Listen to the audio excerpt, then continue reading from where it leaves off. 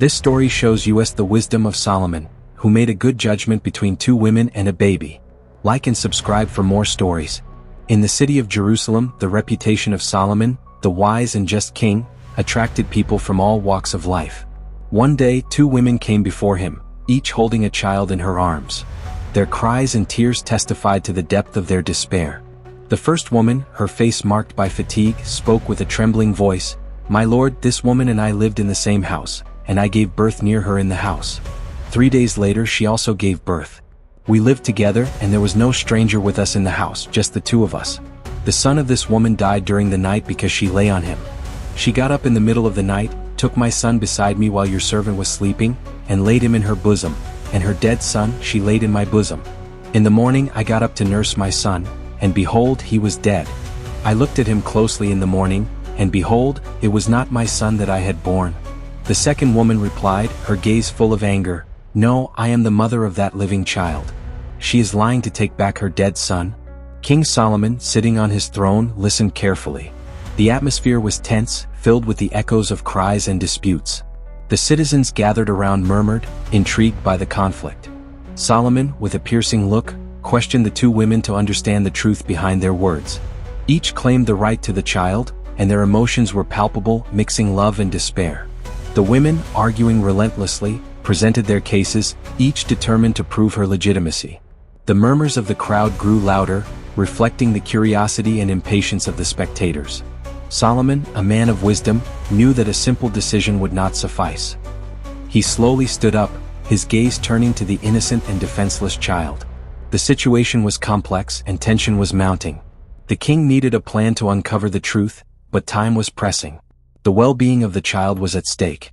Then, in a moment of reflection, a bold idea sprouted in Solomon's mind, a way to assess the true hearts of these women. The conflict was about to reach its climax, revealing the depth of the king's wisdom. Each claiming motherhood of the same child. One of them exclaimed vehemently, "It is my son who is alive and yours is dead." The other replied with equal anger, "Not at all. Your son is dead and the living one is mine." The king, faced with this conflict, had to make a fair decision. After a moment of reflection, he ordered, "Bring me a sword." The gleaming, formidable weapon was placed before him. In a theatrical gesture, the king declared, "Cut the living child in two and give half to each."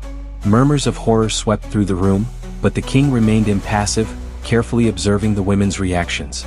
The woman whose child was alive felt a deep anguish. Her heart twisted for her son, and with a voice full of despair, she cried out, "Ah, my lord, give her the living child and do not kill him." Her maternal love shone through every word. In contrast, the other woman, unyielding, retorted, "He will be neither yours nor mine. Cut him in two." The king then understood the truth. With wisdom, he announced, "Give the living child to the first woman and do not kill him. She is his mother." This declaration revealed the true motherhood and restored peace.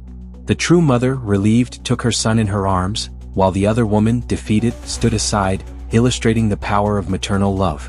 After the judgment, Solomon's court still resonated with echoes of applause.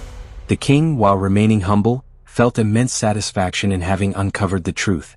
The child, now safe in the arms of his true mother, symbolized a triumphant love, and his innocent smile brought a glimmer of hope to all who had witnessed the scene. Solomon turned to the crowd. "Here is today's lesson," he began, his voice resonating with authority. "Wisdom lies not only in knowledge but in the ability to understand hearts. True justice emerges from love and sacrifice." The people, captivated by his words, listened attentively. They had witnessed an act of justice that transcended mere conflict resolution. Solomon had demonstrated that judgment could be imbued with compassion and discernment. The first woman, still in tears, fell at Solomon's feet. "King, I thank you from the bottom of my heart. You have saved my child and restored the truth. Your wisdom is boundless." Her gratitude was sincere, and the crowd, moved, murmured praises for the king. Solomon, though honored, knew that his responsibility did not end there. He understood that every decision he made influenced the lives of his people. From that day on, he committed himself to the pursuit of truth and justice in all his affairs. This case reinforced Solomon's reputation. The people of Jerusalem began to speak of his judgment not only as an act of justice but as an example of wisdom and love. The king became a model, a guide, proving that wisdom could resolve the deepest conflicts and unite hearts. Thus, his reign continued, marked by justice and light.